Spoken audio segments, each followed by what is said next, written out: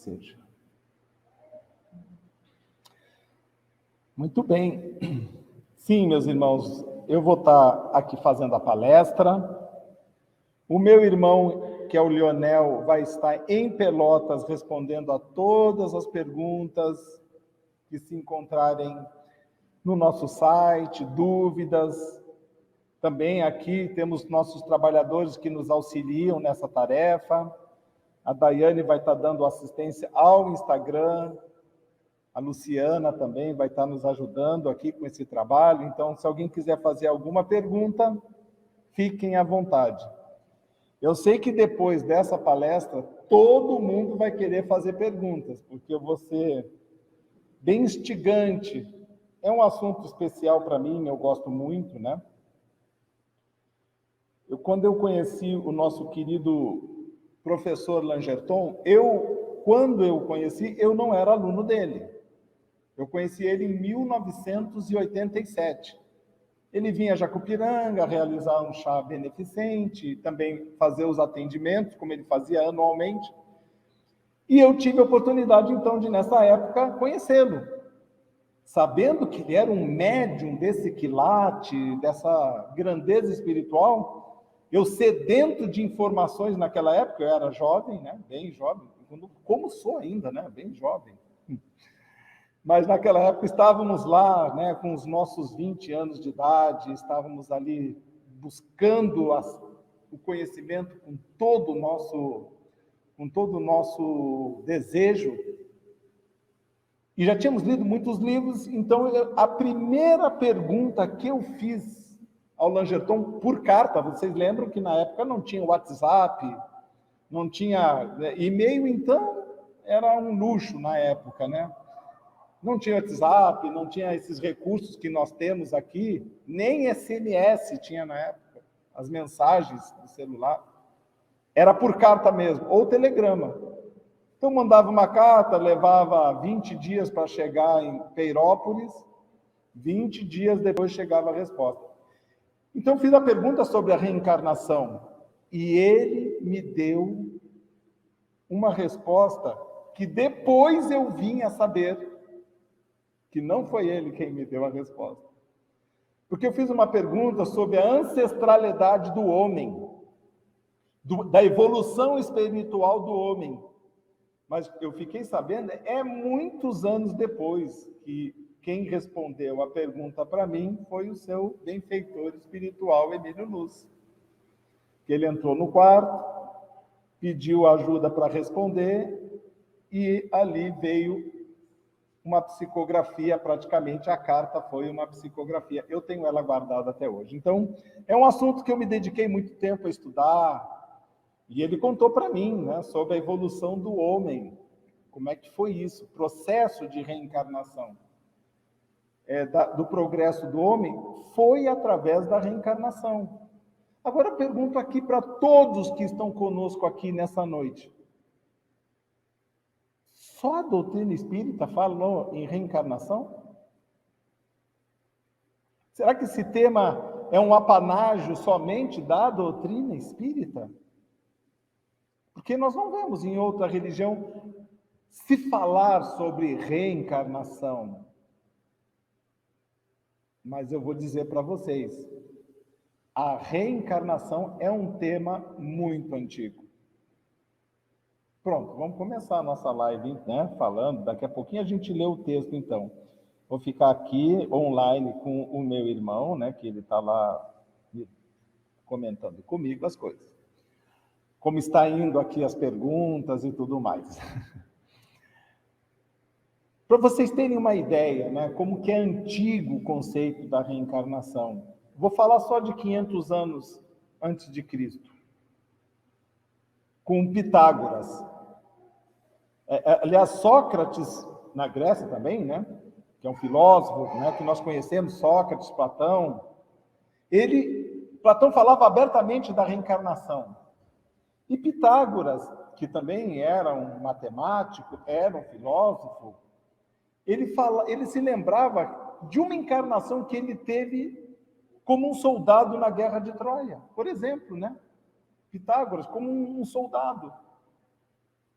Muito interessante isso, porque ele se lembrava de uma encarnação que ele teve anterior, e ele escreveu isso. Então é um conceito muito antigo, né? Muito veiculado, o retorno do homem, né, ao mundo corporal. A questão é que Pitágoras, eles tinham uma tese que se chamava a metempsicose, que é uma teoria de que o homem pode reencarnar em corpos de animais. Depois eu vou explicar para vocês por que as pessoas antigamente, há centenas de anos, de milhares de anos atrás, tinham essa visão de que o homem pode regredir em corpos de animais, o que é impossível pela lei de Deus. Uma vez que nós chegamos no estado humano, não existe regressão. E o estado do animal ainda é um estado em que o homem vive no campo, o homem não. Essas individualidades, né, vivem na questão do instinto.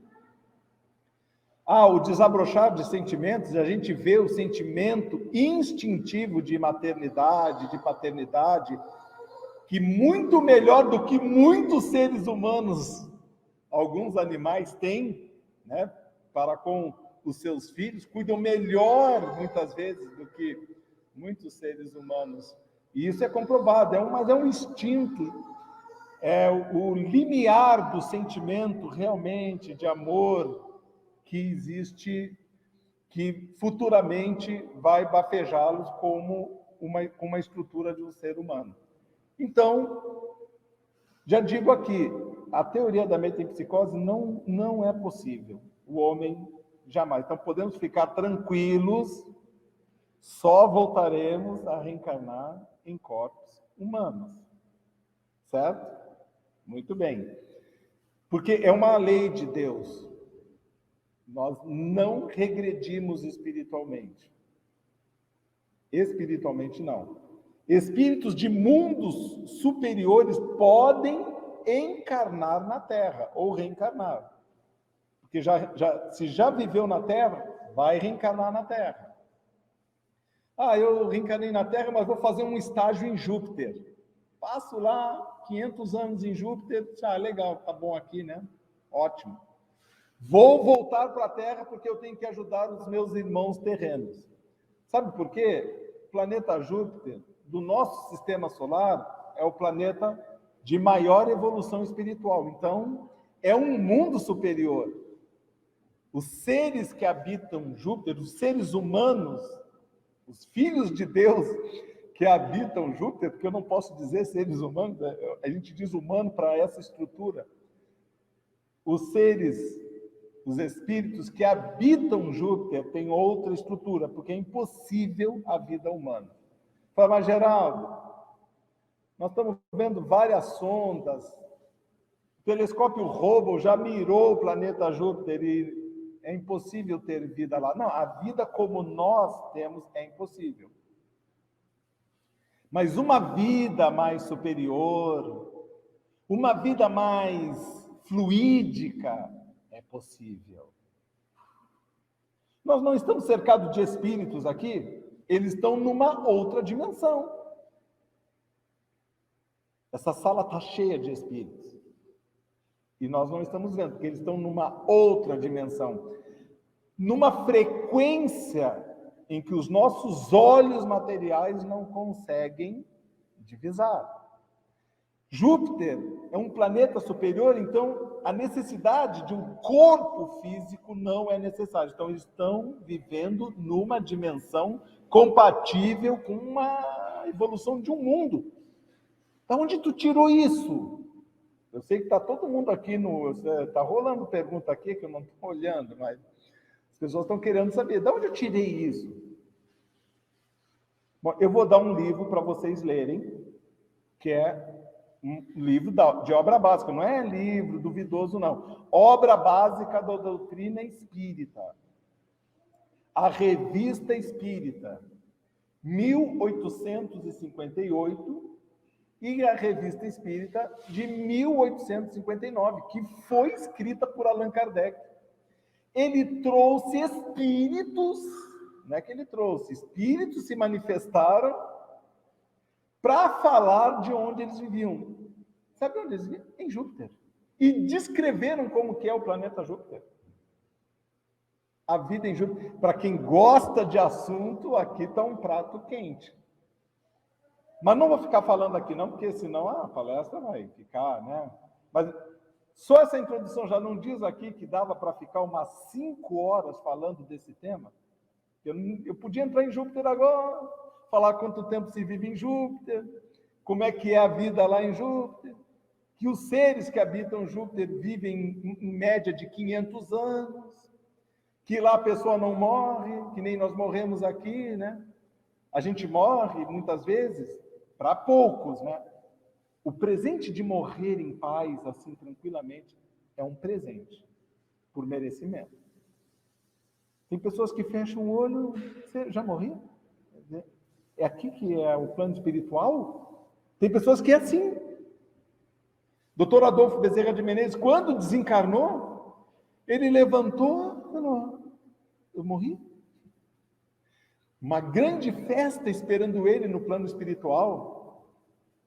Aí ele foi recebido pela secretária da nossa Mãe Santíssima, esse espírito que veio recebê-lo, né? A nossa Mãe Santíssima, ele tinha uma devoção muito grande e ele era muito assistido pela nossa Mãe Santíssima. Ele falou, mas essa multidão toda, quem que são? São as pessoas que você ajudou e que já desencarnaram. Elas vieram te receber. Mas eu não me lembro. Ele falou, que você fez para não saber mesmo para quem você estava ajudando. Você amou e ajudou indistintamente. Você não lembra deles, mas eles lembram muito bem de você. A gente nunca lembra, nunca esquece alguém que nos fez o bem. Isso aqui é uma lição para nós. Porque essas pessoas que nós ajudamos aqui na Terra serão os nossos advogados na espiritualidade para Deus. Então, é uma das ótimos incentivos para nos ajudar à prática do bem, né? Que para a gente nos ajudar a praticar o bem, é que a gente receba preces e orações na espiritualidade. Então, o Dr. Bezerra de Menezes teve essa bênção. Eu cheguei no plano espiritual. Divaldo Franco conta que ele já teve para desencarnar 4 vezes. Na última vez ele conversou com Bezerra de Menezes. Dr. Bezerra, hoje? Ele falou, não, calma, nós estamos vendo aqui. Que ele teve um problema pulmonar muito grave, teve paradas cardíacas, coração estava por um fio, tudo estava por um fio. Ele chegou no plano espiritual, estava lá. Joana de Anjos conversando com os espíritos. Joana, ela falou, calma, nós estamos vendo o que vamos fazer com você.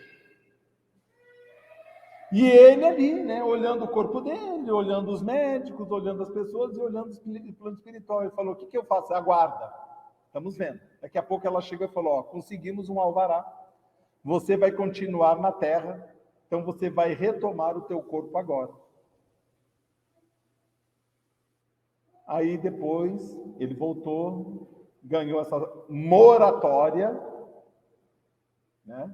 A palavra se chama moratória, e ele perguntou para o Dr. Bezerra de Menezes mais tarde, né, numa outra oportunidade, quando é que eu vou morrer?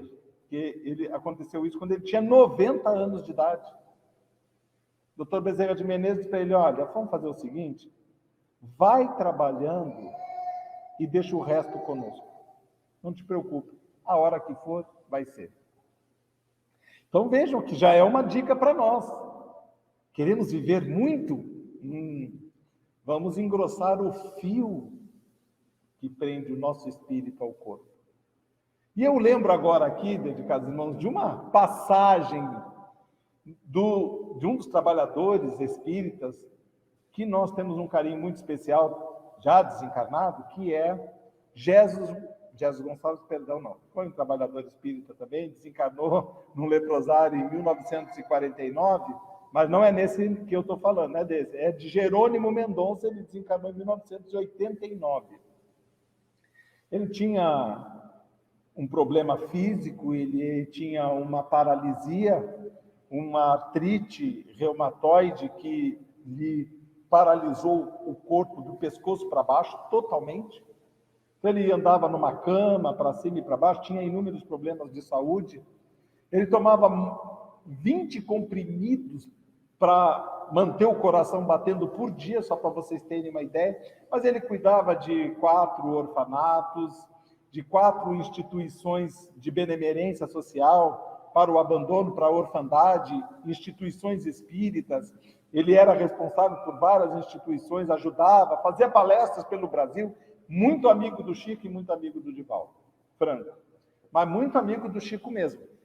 Por falar em reencarnação, eu gostaria de contar para vocês quem que ele foi na última encarnação. Porque esse é no livro Gigante Deitado, conta quem ele foi. Jerônimo Mendonça, ele foi o rei Ludwig II da Baviera. Desencarnou ali por volta do ano de 1880. Então, quem que foi o rei Ludwig II? Foi o homem que construiu os maiores castelos e os mais fantásticos e bonitos castelos da Alemanha. Quem quiser ir lá ver o castelo, por exemplo, que inspirou o Walt Disney a fazer o castelo da Cinderela, que está nos desenhos, né? Não que eu vejo desenho, não. Brincadeira, assisti muito. Meus filhos gostavam muito também. Mas aquele castelo, ele é uma aproximação do que é o castelo. Vou falar um nome complicado aqui, um castelo de Neuschwanstein, na Alemanha. Deem uma olhada nesse castelo. Ele é construído numa montanha, no alto de uma montanha. Levaram 20 anos. Vários trabalhadores dedicados para fazer aquela obra-prima. Depois vocês procuram no Google aí, que tem tudo certo aí. Ludwig II da Baviera. A questão é que ele levou o país à falência pela obsessão dele como rei de construir castelos. E chegando na espiritualidade, né, desencarnou de uma forma misteriosa. Ele estava num lago e de repente ele caiu do barco e se afogou. Chegando na espiritualidade, ele viu o quanto que ele tinha na mão como um rei de ajudar as pessoas, de fazer o bem. É óbvio que ele já tinha um conhecimento, um lastro de conhecimento sobre tudo que ele tinha de outras vidas lá na espiritualidade. Ele tomou ciência disso, uma sequência de existência nessa questão de comando, de rei, de reinado. A lista de rei que ele tem de antigas reencarnações é grande. Não vou ficar falando aqui, mas vários, né? A começar no Egito. Mas vamos lá. Pois bem, o que aconteceu? Aí ele falou: quando eu tive tudo, eu não fiz nada. Senhor, me dê a chance de, não tendo nada, fazer tudo. Vamos reencarnar na Terra de novo. Reencarnou alguns anos depois e veio logo essa paralisia nele. Então ele, como um rei, não fez. Mas na enorme desvantagem que ele estava, aquele corpo paralisado, ele tinha que usar um travesseiro de 30 quilos no peito, comprimindo o peito para diminuir a dor da envergadura que a sua coluna estava tendo. Porque ela ia envergando e ia trazendo muitas dores. Então ele tinha que comprimir o peito para atenuar a dor. 30 quilos. Ele tinha inflamação nas unhas, teve que arrancar todas as unhas dos dedos, só para vocês terem uma ideia. Tortura total. Mas era uma pessoa muito rica, espiritual. Então, numa certa vez,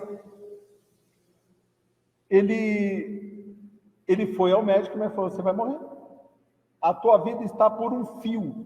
Estava muito fraco, o coração estava quase querendo parar de bater. Então ele falou: olha, eu vou morrer, eu quero ver o Chico antes. Imagina um homem numa cama, num estado para morrer, teve que ter autorização de toda a família, do corpo médico, para ir fazer essa viagem. Mas era o último pedido, atende. Aí ele foi visitar o Chico. Ele mesmo conta numa palestra. Veja no YouTube, palestra Jerônimo Mendonça. É a primeira que vai aparecer. Ele conta isso, ele pessoalmente. Ele falando, né? O que é muito bonito ver ele falando. Muito bonito, né? e vergonhoso para nós que temos olhos, corpo, tudo aqui, não fazemos a metade do que ele fez. Pronto. Mas é um estímulo para nós. Vejam, aí ele foi. Chegou lá no Chico, e o Chico falou: o que foi, meu irmão? Eu falei: Chico, eu tô indo. Falando bem devagarinho, já estava quase querendo morrer mesmo. Eu falei: o que foi, meu irmão? O Chico falou: o médico falou que a minha vida está por um fio. O Chico falou: meu irmão, benditos são os fios. Tem vida que está por um fio de nylon, por um fio de algodão, e tem vida que está por um fio de aço. Porque o trabalho é que engrossa o fio.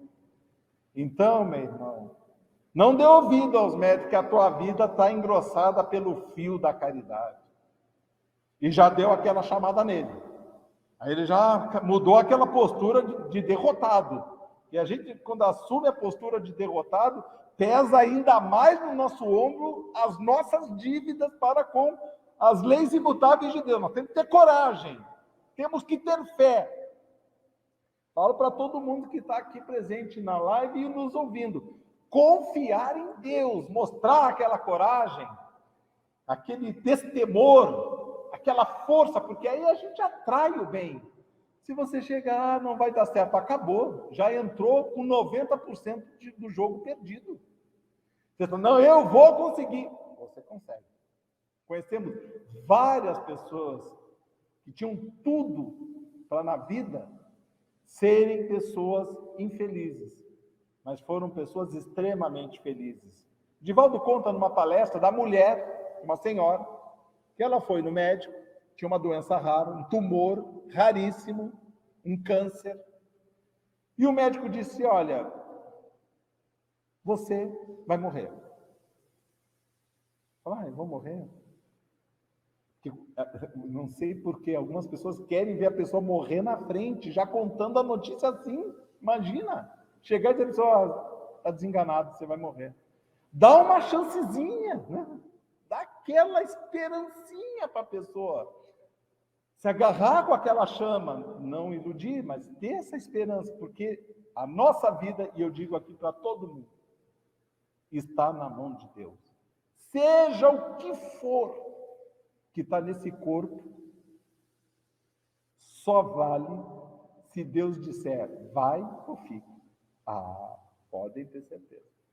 Agora, eu posso falar isso com propriedade, porque trabalhei ao lado de um médium chamado Langerton Neves da Cunha e vi centenas de milhares de pessoas serem curadas nessa questão de estarem desenganados pelas suas mãos.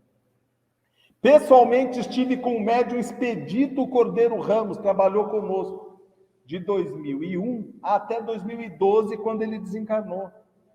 Só em Pelotas, uma vez, o nosso querido irmão atendeu 6.000 pessoas. O meu irmão que está aqui presente, o Lionel, que nos recebia lá. Lá, o nosso irmão, ele vai confirmar tudo o que eu estou dizendo, ele atendeu 6.000 pessoas, pessoas com tumores de toda a sorte. Num toque, as curas aconteciam. Muitas instantâneas, muitas ainda levavam um tempo para ir diminuindo, de acordo com o que Deus queria, e assim era. Então, tivemos esse grande presente de ver a manifestação da misericórdia de Deus dando essa sobrevida para muitas pessoas. Então, nós vimos esse caso, dedicados irmãos, que nós acabamos de contar para todos vocês, que Deus, Ele é capaz de modificar, se nós quisermos, se nós merecermos, o quadro da nossa existência. Então, não percamos a nossa fé nunca. Mantenhamos aqui essa coragem, esse destemor. Mantenhamos a nossa esperança em Deus. E aí essa senhora chegou e falou para o médico: ô doutor, mas eu não tenho nenhuma chance. Falou: não tem. Ele queria matar a mulher mesmo, né? Falei, mas nenhumazinha assim, nada, mas nenhumazinha, ela falou. Ele falou, olha, para não dizer que você não tem nenhuma chance, a tua chance é de 1 em 1 milhão. Ela falou, doutor, pode começar o tratamento agora, eu sou essa aí do milhão. Pode começar. E o médico ficou espantado, mas ela se curou em 6 meses, completamente curada. Então vejam que nós trazemos um quadro traçado pelos Espíritos, por nós, pelos nossos mentores, para a nossa existência, vamos usar uma palavra bonita, purificação, que são os desafios que a vida nos dá, seja através de problemas físicos, sociais, sentimentais, psíquicos, né? Porque tem pessoas com problemas psíquicos. E eu gostaria de dizer para todos que estão aqui, todo problema psíquico tem uma origem espiritual. Aí você, não, Geraldo, calma, não é assim também. Não é? É sim. E quando eu digo problema psíquico, para não falar das obsessões. Porque aí a obsessão não é um problema psíquico, é um problema espiritual. Mas eu estou falando de um problema mental. A pessoa nasceu com uma certa disfunção, teve um problema de paralisia cerebral. Por que teve isso? Por que a pessoa, quando nasceu, teve o problema da paralisia cerebral? Eu já vou falar os dramas das reencarnações. Né? E sem querer também estabelecer aqui uma regra, quem fez isso vai ter aquilo, quem teve aquilo vai ter aquilo outro, de forma alguma, porque muitos espíritas têm esse problema. Ah, você nasceu assim porque você na outra encarnação. Calma, não é assim. As análises que os nossos benfeitores fazem para traçar o nosso mapa reencarnatório, ele é muito delicado. É muito profundo e não existe uma regra, mas uma coisa é certa. Não há efeito sem causa. E quando a gente tem uma dificuldade de expressão, como vemos tantos irmãos, obviamente que a dificuldade de manifestar a nossa inteligência, nesses casos, única e exclusivamente porque tivemos um mau uso da inteligência numa vida anterior. Então, de tanto usar para denegrir, para difamar, para desconstruir o progresso espiritual de pessoas ou de sociedades ou do mundo, seja, por exemplo, cientistas que usam a sua inteligência para inventar armas de destruição em massa, técnicas. Eu imagino que o médico que inventou a guilhotina para facilitar e aumentar a rapidez das execuções na França, no período de terror, no ano de 1799, Dr. Guillon, da onde veio a palavra guilhotina, ele deve ter conversado um pouco diferente com Deus, porque ele usou o conhecimento médico dele, da inteligência espiritual que ele tinha como médico, para dizer, corta aqui, que aí tá rápido, acabou, e vamos assim. A ponto de se ter execuções em praças públicas de mais de 300 pessoas. Então, uma forma fácil, sem que ninguém se desgastasse. Mas vejam, o mau uso da inteligência.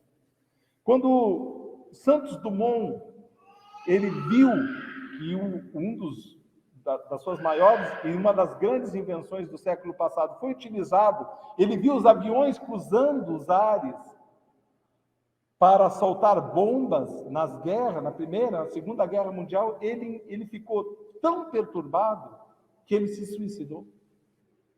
Ele não conseguiu absorver aquilo, de ver uma invenção que ele teve para unir a humanidade, dar progresso para a humanidade, e ele se suicidou, ele se enforcou. E vejam que ele reencarnou depois. Estou contando tanta coisa aqui, né? Mas vamos lá, sei que vocês estão gostando, estão curiosos, mas eu vou contar. E dá com isso, não a satisfação da curiosidade, mas o sentido para algumas das provas pelas quais nós vemos no mundo. Ele reencarnou depois filho de um grande amigo do médium Francisco Cândido Xavier. Ele reencarnou na família do Dr. Clóvis Tavares, que era um amigo. Ele escreveu um livro chamado 30 anos com Chico Xavier. Um livro maravilhoso, ele era um grande amigo. Ele nasceu e essa criança caiu do berço ainda pequenininho e teve um deslocamento na vértebra e ficou, né, paraplégico, do pescoço para baixo. E aí, como ele era amigo do Chico, né, o Chico se envolveu, obviamente, com toda aquela situação, orações e preces, e um dia, assim, ele estava muito triste, e o Chico falou para ele: olha, não fica triste não, em breve teu filhinho vai retornar para a espiritualidade, mas ele precisava passar por esse processo, porque na outra encarnação ele tirou a vida dele pelo enforcamento e contou, ele é a reencarnação de Santos Dumont.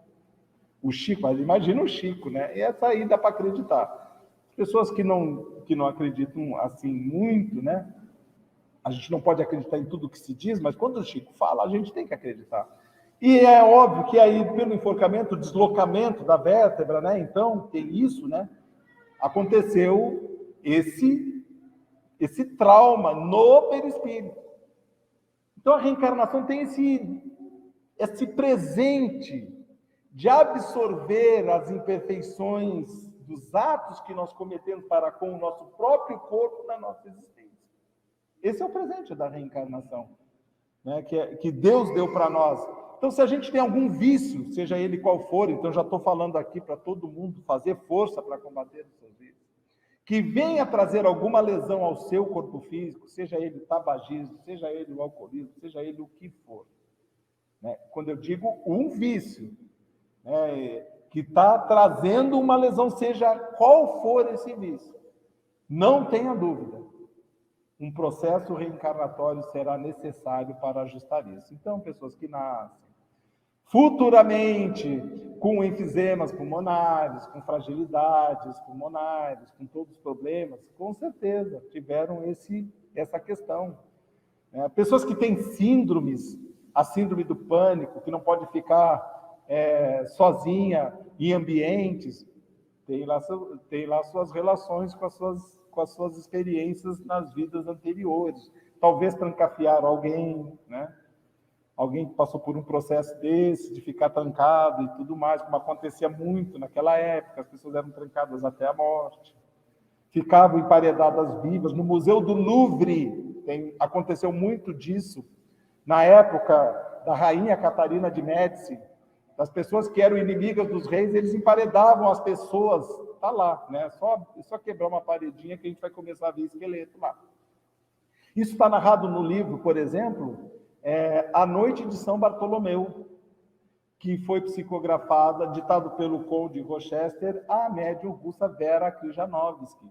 Então está lá, leiam isso, e eles contam tudo como é que esse tipo de coisa aconteceu. Mas tem vários sentimentos. E eu vou trazer, por exemplo, aqui, então, já para dar um exemplo para todos vocês sobre essa questão da justiça, da reencarnação, e daqui a pouco eu falo do Evangelho, o tempo está ao nosso favor hoje, parece que o relógio está andando devagar, ou eu estou falando muito rápido. Mas é porque a intuição aqui está gritando no ouvidinho da gente. Então a gente tem que aproveitar esse tempo. Mas aconteceu, por exemplo, o médium Raul Teixeira, naquele ano de 1969, e aconteceu uma tragédia no Brasil que chocou o Brasil inteiro, que foi a tragédia no Gran Circo norte-americano. Foi no dia 17 de dezembro, em Niterói. Mais de 500 pessoas morreram queimadas ou pisoteadas por causa de um incêndio criminoso. Ele era pequeno, ele era jovem, né? O Raul Teixeira.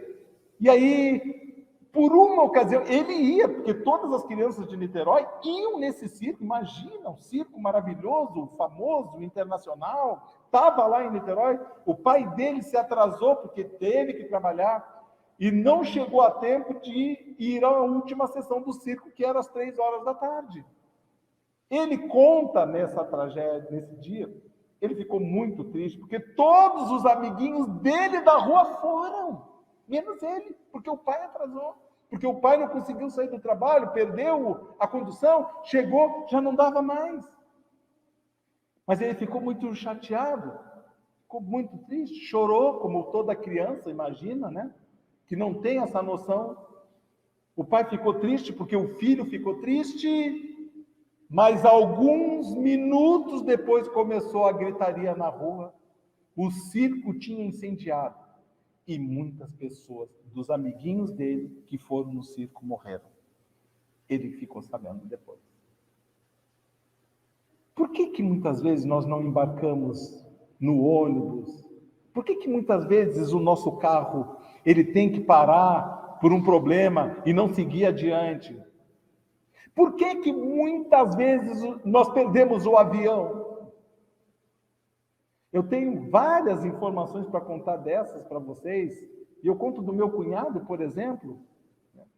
Meu cunhado, ele contou para mim que ele estava vindo para o Vale do Ribeira num ônibus e ele perdeu. Imagina, naquela época, há 30 anos atrás, 30, 35 anos atrás, era um ônibus por dia que vinha do Rio Grande do Sul para aqui, para o estado de São Paulo.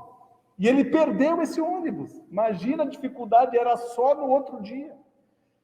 Só que ele ficou sabendo, na época a BR-116 não era duplicada, né? Então era a rodovia da morte. Que o ônibus que ele perdeu sofreu um acidente e metade das pessoas que estavam dentro desse ônibus faleceram. Ele poderia estar lá. Por que ele perdeu o ônibus? A minha sobrinha, a filha dele, a minha sobrinha, estava na fila da Boate Kiss, naquela noite trágica em que morreram 250 jovens na Boate Kiss. A gente fala aqui para todo mundo, Boate Kiss, né? É uma discoteca, não é? No Rio Grande do Sul eles dão esse nome de boate, mas na verdade é uma discoteca para jovens dançarem, se divertirem. E ela estava lá, porque ela estava trabalhando em Santa Maria, ela estava lá. Estava lá com seu namorado, mas de repente a fila estava muito grande. E ele disse, vai demorar para entrar, né? Vamos embora. Vamos embora. Já é 1h da noite. Nós ainda estamos aqui na fila. Vamos embora, vamos. 1h depois, 250 jovens estavam mortos. Por que desistiram? Quem que soprou no ouvido vai embora daqui? E sem desmerecer para quem ficou, obviamente, né? Mas é Deus quem conduz as nossas vidas. E aí, o médium Raul Teixeira, que viveu aquele momento da tragédia do Gran Circo norte-americano, ele leu depois, posteriormente, numa obra do médium Francisco Cândido Xavier, ditado pelo espírito Humberto de Campos, no livro Cartas e Crônicas. Leiam lá, Tragédia no Circo, para quem quiser, psicografado pelo médium Francisco Cândido Xavier. Ele leu a explicação do porquê daquela tragédia. As pessoas que morreram queimadas naquele circo foram responsáveis pela morte de mais de 1000 cristãos no ano de 177, depois de Jesus. Aconteceu uma festa em Roma para receber um grande cabo de guerra, um general que estava se aposentando, Lúcio Galba. E eles ficaram ali dizendo, o que nós vamos fazer para dar as honrarias para esse general? E as pessoas ficaram, dançarina não dá, esse homem já viu de tudo. O que nós faremos para impressionar esse general? No meio da multidão, que eram os organizadores da festa, gritou, a cristãos as feras. E todo mundo ficou muito eufórico, porque isso é uma novidade. A primeira vez que iriam se queimar cristãos. Né? Uma das primeiras vezes que iriam se queimar cristãos naquele circo. Outras mortes, devoradas por leões, isso, no livro há 2000 anos, nós vimos como a esposa do senador Publius Lentulus foi morta. Mas eles fizeram aquele espetáculo de perseguir e juntar a quantidade enorme de cristãos, mais de 1000 cristãos. Então, como é que foi a morte desses cristãos? Aí, os idealizadores tiveram essa barbárie de capacidade de organizar isso. Fizeram assim, olha, nós vamos pegar, fazer um corredor, untar ele com resina inflamável, jogar os cristãos no meio dessas resinas, no meio desse corredor enorme, no circo máximo que cabia na época, quase 100, 200 mil pessoas, de tão grande que ele era, o circo máximo em Roma. Não é o Coliseu, o circo máximo, que é maior que o Coliseu, na época.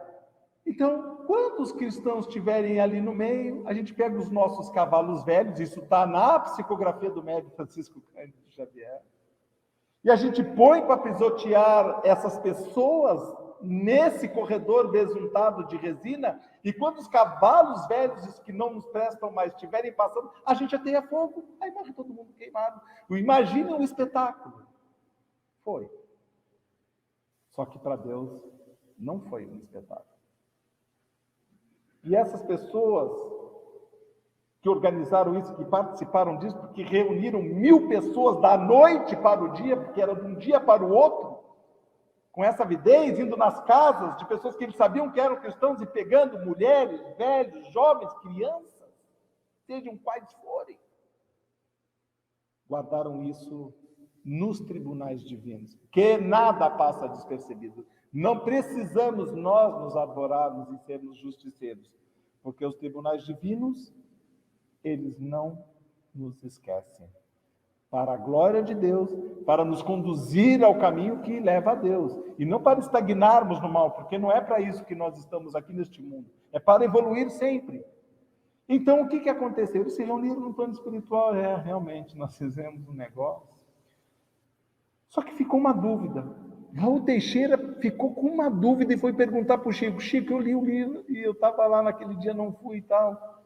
Chico, por que demorou tanto tempo? Não dava já para ter espiado de uma vez só isso? Por que esperou? Porque 1.600, 1.700 anos, 1.800 anos, para eles resgatarem seus crimes. O Chico falou, olha, precisou de muita expiação, muita reencarnação, para merecerem esta última aqui, de morrerem, como eles imputaram a morte das outras pessoas. Aí nós observamos esses desastres coletivos. Só podemos encontrar a justiça e a sabedoria de Deus. Mas eu estou falando tanto de reencarnação e vocês devem estar querendo fazer uma pergunta, né? Que eu ainda não falei. Eu comecei perguntando, a reencarnação é um apanágio somente da doutrina espírita? Não, né? Jesus falou da reencarnação. Onde Jesus falou da reencarnação? Então é isso que eu vou ler para vocês aqui. Eu falei que era do conhecimento dos antigos. Jesus disse aqui, olha só uma passagem interessante. Então os discípulos perguntaram, por que os escribas dizem, que importa que Elias venha primeiro, antes que Jesus viesse, né? Mas Jesus respondendo disse, Elias certamente veio, e vocês não o conheceram. Olha só, Jesus falando. Antes fizeram com ele quanto o quiseram, assim também virá o Filho do Homem padecer em suas mãos. Então, os discípulos compreenderam, estou falando bem devagarinho, né? Que era de João Batista que Jesus estava falando. Para tudo. João Batista era Elias. Elias tinha que vir, como dizia a profecia. Ele veio e não reconheceram, porque ele veio num outro corpo. João Batista era a reencarnação de Elias. Quando que Elias veio? A gente consulta aqui, né, a Wikipedia, né?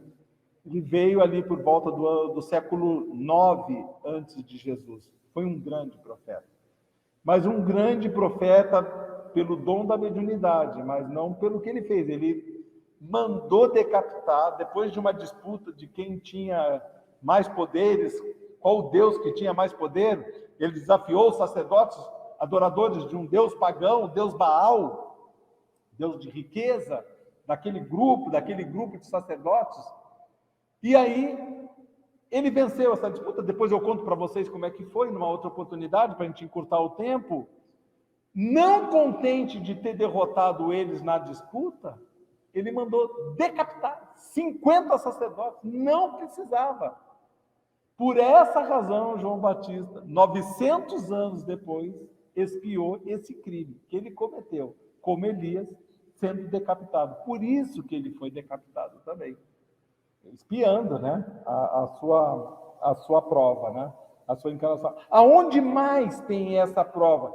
Eu vou falar de um diálogo de Jesus com um sacerdote, Nicodemos. Eu vou ler rapidinho aqui.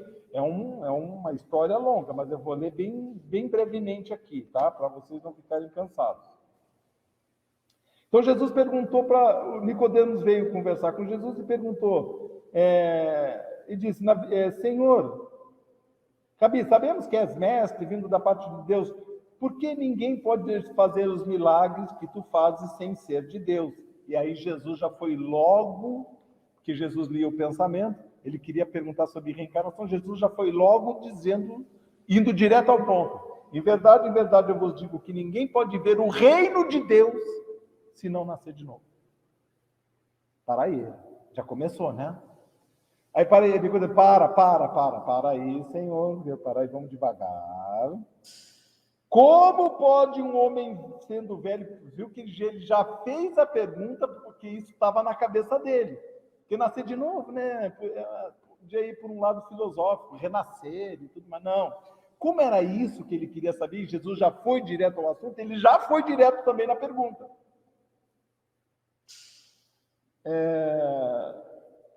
Pareceu, como que pode, né? Eu toquei aqui no teclado. Como pode um homem velho nascer, entrar de novo no ventre da sua mãe? Jesus respondeu, em verdade eu vos digo, que quem não nascer da água e do Espírito não pode entrar no reino de Deus. E Nicodemos deu um banho aqui. Eu já vou contar para vocês o que Jesus quis dizer com nascer da água. Quando a gente nasce, o que é o nosso corpo? Até nós formarmos a nossa estrutura. É uma gota d'água. O que é a união do óvulo com o espermatozoide? Forma uma gota, porque não tem senão água. Tem que nascer da água, tem que renascer através do corpo, disse Jesus aqui para Nicodemos.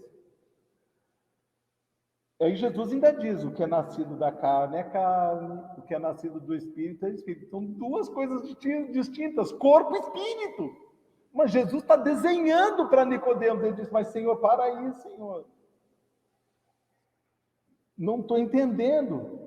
E Jesus disse, não te maravilhes, que eu te digo importa nascer de novo. O Espírito sopra onde quer. Tu ouve a sua voz, mas não sabe nem de onde ele veio, nem para onde ele vai. Alguém aqui sabe o que foi na última encarnação? Se contar que sabe, eu vou ter que depois conversar direitinho, para não dizer que está mentindo, né?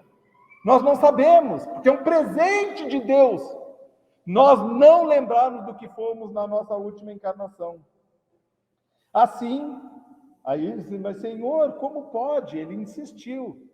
E Jesus disse, olha, Nicodemos, tu és mestre em Israel. Ou seja, Jesus disse, tu é uma pessoa inteligente.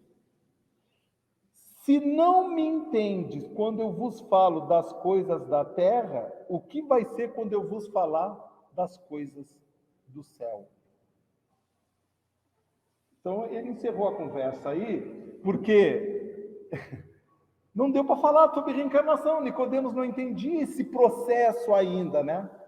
Mas, meus irmãos, então é do conceito, Jesus acreditava, os discípulos acreditavam. E por que isso não avançou no catolicismo? Por causa do imperador romano Justiniano, no concílio ecumênico de Constantinopla, do ano 553. Ele convocou esse concílio, não foi um concílio convocado pelo papado, ele era o imperador de Roma, em Constantinopla. Ele convocou esse concílio para que exclusivamente, quase, fosse deliberado a proibição da reencarnação. Era um desejo da sua esposa Teodora, que a reencarnação fosse decretada heresia, como se isso acabasse com a reencarnação.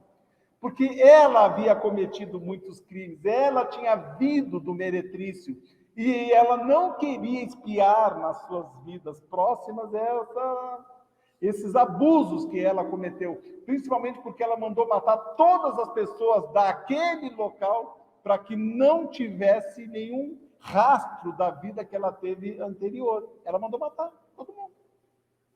Ela falou assim, eu não quero mais reencarnar. Falou para o marido, convoca aí e proíbe a reencarnação. No Concílio Ecumênico de Constantinopla do ano de 553, só depois disso, é que foi decretada a reencarnação como uma heresia. E a partir daí foi abolido. Mas vejam, né? Não é pela vontade dos homens que essa lei ela é desenvolvida. Onde mais nós podemos encontrar, então, essas provas da reencarnação que nos forçam a acreditar no processo reencarnatório? Por exemplo, Dr. Ramendras Nath Banerjee, que é um parapsicólogo já desencarnado, indiano, ele estudou vários casos de crianças na Índia que se lembravam que tinham sido na outra encarnação. O que ele deu o nome de uma memória extracerebral. Crianças que se lembravam da sua encarnação anterior. Mas como é que isso é comprovado cientificamente? Vocês imaginem uma criança dizer assim, que nunca esteve, por exemplo, lá no estado de São Paulo. No estado de São Paulo é interessante, porque nós estamos no estado de São Paulo. Mas vamos botar numa cidade de São Paulo qualquer, que ninguém aqui nunca foi. Aí chega lá, a criança diz, eu morei lá naquela cidade, eu morri há tantos anos atrás. Quer dizer, para tudo, vamos ver essa história aí. Você morreu? Quem que você era? Eu era o fulano de tal. Uma criança de 5 anos contando isso. Vamos investigar? Vamos lá na cidade. Onde é que você morava? Eu morava nessa casa. Chega lá na casa, aconteceu isso. Estou contando de uma forma teatral, mas isso aconteceu. Bate na porta, essa criança está dizendo que foi o seu marido. A mulher atendeu a porta. Meu marido morreu faz tanto tempo. A criança dizendo, mas como é que você vai provar que você era o meu marido mesmo? Ele falou, não. É que eu tinha um presente para dar dentro do baú que está no nosso quarto para você, e eu não pude dar porque eu morri antes de dar o presente para você. Então você vai lá, está num fundo falso, é um brinco, e aí você vai lá. E eles foram, e ela abriu o baú, tinha um fundo falso, tinha um presente, era um brinco. Ela falou, meu Deus, meu marido, não dava mais, era uma criança. Era uma criança. Vejam, Dr. Banerjee estudou 2.000 casos de crianças que se lembravam das suas encarnações anteriores. O Dr. Ian Stevenson, que é de uma universidade, também já desencarnou, ele, acompanhando as pesquisas do Banerjee, ele estudou também mais de 2.000 casos de crianças que haviam se lembrado das suas encarnações anteriores, e ele escreveu um livro, procurem, 20 casos sugestivos de reencarnação. Dr. Hernani Guimarães de Andrade, que é um engenheiro, também já desencarnou, ele escreveu, e era também um parapsicólogo, ele escreveu um livro chamado Reencarnações no Brasil, também estudando casos de crianças que se lembravam das suas reencarnações. Que mais provas que nós temos de reencarnação? Quando você vê uma criança sentar no piano e tocar um clássico da música de Mozart, de Beethoven, de Chopin, seja ele qual for, você diz, tente alguém aqui aprender piano eu vou dar aqui 2 anos. Não sai nada. Por mais bonzinho que você seja e mais dedicado. Agora, uma criança que nunca viu um piano sentar e tocar, da onde que lembra isso? Senão de uma vivência anterior, uma memória extracerebral, como dizia o Dr. Banerjee. E sem falar que existe, no campo da psicologia, uma forma de tratamento chamada terapia das vidas passadas. É um campo da psicologia em que as pessoas se submetem a um estado de hipnose e fazem uma regressão de memória e vão ultrapassar a parte do útero, do feto, para uma vida anterior. Isso começou com o Dr. Morris Netherton, no ano de 1963, e foi através dos estudos de hipnose que ele realizava, e foi ganhando estudo, foi ganhando adeptos, e depois uma sequência de pesquisadores. Aqui no Brasil nós temos vários estudiosos e pessoas que se dedicam a isso. Mas vejam, é um estudo científico, e a pessoa faz uma regressão, volta a um lugar onde ela nunca esteve, conta coisas e fatos que depois são comprovados. Então é uma prova de que realmente, que nós temos uma prova científica da reencarnação. Então nós temos várias provas científicas da reencarnação. Não tem como nós não comprová-las. Mas o nosso objetivo aqui, dedicados irmãos, então, para concluir o nosso estudo, para concluir a nossa live, é dizer que nós estamos tendo uma chance abençoada de aproveitar a nossa encarnação. Como é difícil reencarnar aqui na Terra. Quem está aqui nessa live ouvindo nós falar, quem está aqui presente nesse salão, podem ter certeza, venceu uma concorrência enorme. Porque primeiro você tem que achar a família certa. Porque não é assim, eu nasci, eu vou nascer. Não. Tem um preparativo muito grande. Nós falamos que a pessoa tem que estudar como vai ser o corpo físico, como não vai ser, se a pessoa vai ter doença aos 50, aos 40, aos 90 anos de idade, se a pessoa vai ter que desencarnar antes, durante ou depois, e aí entram os moratórios para saber se a pessoa vai passar por isso, por aquilo, como nós vimos nas tragédias coletivas. Isso tudo está dentro dos nossos planos, porque é impossível que a nossa vida, sendo Deus tão perfeito, o universo tão perfeito, a nossa vida seja guiada por coisas casuais. Não. Você reencarnou no Vale do Ribeira? Agradeça a Deus, porque era o melhor lugar. Você reencarnou em São Paulo? Agradeça a Deus. A correria do trânsito? Agradeça a Deus, vai desenvolver muita paciência. Quem reencarnou aqui, aqui não tem nada, porque nós estamos no meio da mata. Agradeça a Deus, que a cura está do lado. A mata, a natureza, as bênçãos, a paz, só o calor que a gente tem que se adaptar bem. Mas aqui no Vale do Ribeira. Mas é um presente. Por isso disse Jesus, em tudo dai graça. Mania que nós temos de ficar reclamando de tudo, mas Deus nos deu todos os presentes e todos os recursos para que a gente seja feliz. E aproveitemos, rendamos glórias a Deus, a luz bendita e abençoada que Ele nos deu nessa encarnação. E saibamos que nós, nessa vida, nos preparamos para a próxima. O que nós queremos ser na próxima encarnação? Como é que seremos na próxima encarnação? Vai depender de tudinho que nós fizermos aqui, né? Então, ganhar a bênção de escolher a estrutura do nosso corpo físico? Pode ser. Leia um livro Missionários da Luz, a reencarnação de Segismundo. Ele olhou o mapa dele antes de reencarnar, assim, não dá para fazer isso aqui não dá. Não dá para não, vai ter que ser assim. Não, então tá bom. Teve uma tarefeira nesse livro, Missionários da Luz, que eles estavam narrando, o instrutor Alexandre estava narrando para o André Luiz, ela ia reencarnar na Terra, uma tarefeira, uma trabalhadora. Ela falou, olha, eu quero ficar, eu vou reencarnar, então para mim não ter muita vontade de querer desviar do caminho, eu queria nascer com um probleminha na minha perna, eu queria nascer mancando. Então me deixa aqui assim, né? Ficar ali, mancandinho, não vou querer correr, não vou querer fazer nada. Pediu um problema na perna para ela só se dedicar à atividade da espiritualidade, que ia ser uma tarefeira. Então ela pediu um probleminha aqui. Nós pedimos para ter isso ou aquilo. Não tem como a gente dizer, Senhor, por que tu está fazendo isso comigo? Jesus vai dizer para ela, meu irmão, foi você que pediu. É que você não lembra. E outro dia eu conto por que a gente não lembra, né?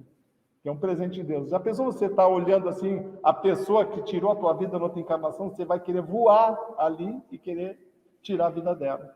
Mas como a gente tem que se amar, então a gente não lembra e a gente já fica abraçando aquele irmãozinho ali. Eu não sei por que eu não gosto dessa pessoa, mas não sei o que mal me fez. Vem cá, abraça, conversa. Mas está um inimiguinho ali, de 10 reencarnações anteriores, né? Essas questões de antipatias, de simpatias, que nós devemos vencer. E por isso que nós não sabemos. É o esforço, é o presente que Deus nos dá. Assim como a gente não lembra, ninguém lembra de nós também, né? A gente fez o malzinho para os outros também. Então a gente não lembra, está tudo muito bem, obrigado. E assim crescemos todo mundo junto, tá bom? Nascer de novo é isso. Esse é o presente. Que Deus abençoe a todos. Muita paz a todos. Muito obrigado. E até a semana que vem.